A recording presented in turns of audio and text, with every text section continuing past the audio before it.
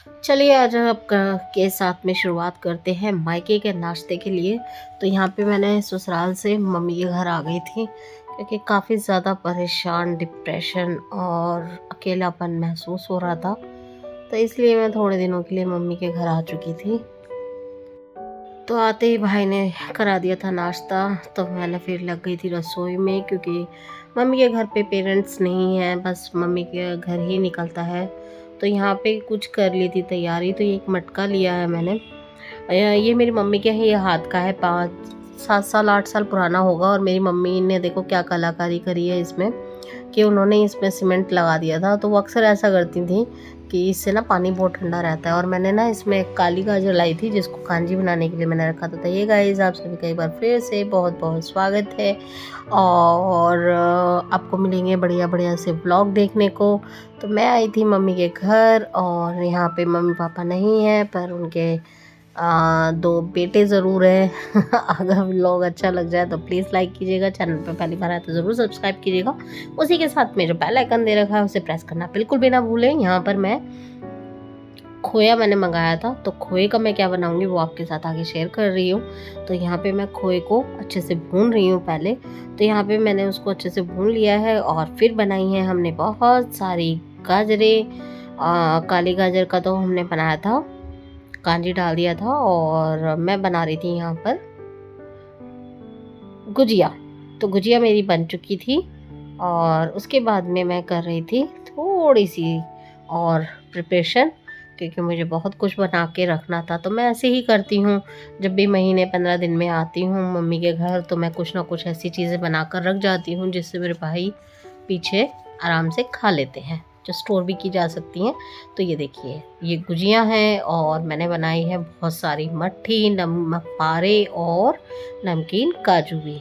तो सभी चीज़ें बन के बहुत अच्छे से रख दी हैं मैंने स्टोर कर दी हैं। और कांजी भी मेरी डल चुकी है। यहाँ पे मैं कर रही थी खाने की रात की तैयारी भी।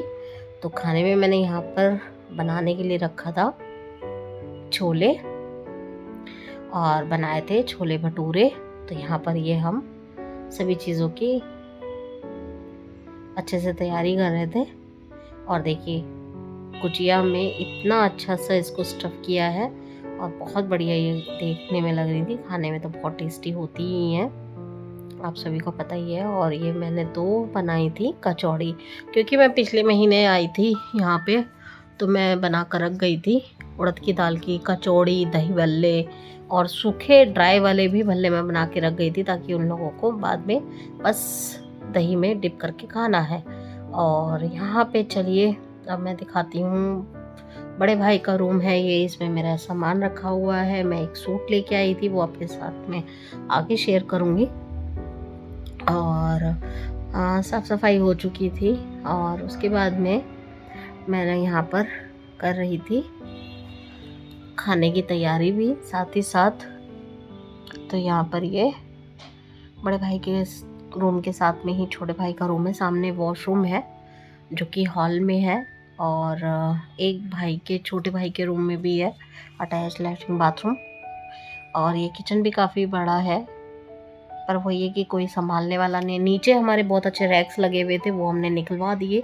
दीमक लग गई थी, कोई केयर करने वाला नहीं था। तो ऐसे ही होता है जब कोई ना हो देखभाल करने के लिए, तो फिर दिक्कत हो ही जाती है। और ये मैं लगा रही थी मैदा, और मैदा लगा के मैंने यहाँ पर रख दिया था काफ़ी देर के लिए। तो ये मैंने भटूरों के लिए लगाया था मैदा और उसके बाद में हमने इससे बनाए थे भटूरे। तो मैंने इनो डाल के भटूरा लगाया था आटा, इससे बहुत अच्छे से बनते हैं और इजीली बन जाते हैं इंस्टेंट। अगर आपको भटूरे बनाने हो तो सबसे अच्छा है कि आप इनो का एक पाउच लीजिए और बढ़िया सा उसको मैदा में मिक्स कीजिए और फिर उससे बनाइए। बहुत अच्छे से भटूरे बहुत अच्छे लगते हैं खाने में, बहुत ही टेस्टी बनते हैं। और एकदम से ही प्रोग्राम बना के चलो भटूरे बना लिए जाते हैं। तो मैंने मैदा मंगा ली थी। तो मैंने कहा लाओ, बाज़ार से तो हमेशा ही खाते हैं, घर में भी बनाकर इनको खिला ही देते हैं। तो यहाँ पे मैं मैदा लगा कर रख रही थी। और हाथ में बहुत मैदा तो चिपचिपा इतना लगता है ना, बहुत ज़्यादा ही चिपचिपा लगता था, इसलिए मैं थोड़ा सा ना मैदा लगाने में थोड़ा सा तेल वगैरह ज़्यादा हाथ पे लगा के रखती हूँ, ताकि ये मैदा कम हाथ में चिपके।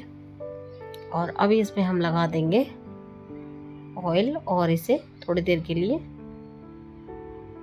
ढक के रख देते हैं, ताकि ये थोड़ा सा फर्मेंट हो जाए और फिर हम फटाफट बनाएंगे छोले भटूरे। तो बहुत ही बढ़िया छोले भटूरे बन के तैयार हुए थे। उसके साथ में मैंने ग्रीन चटनी और जो दिल्ली वाले आलू होते हैं, सूखे आलू, वो भी बनाए थे, सब चीज़ें बनाई थी।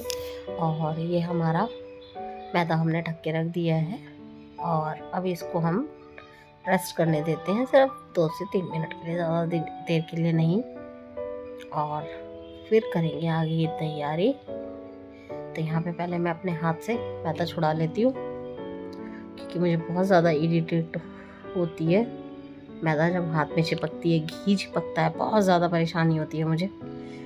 तो यहाँ पे ये मैं छुड़ा देती हूँ इनको और इसको फिर हम आगे की तैयारी करेंगे।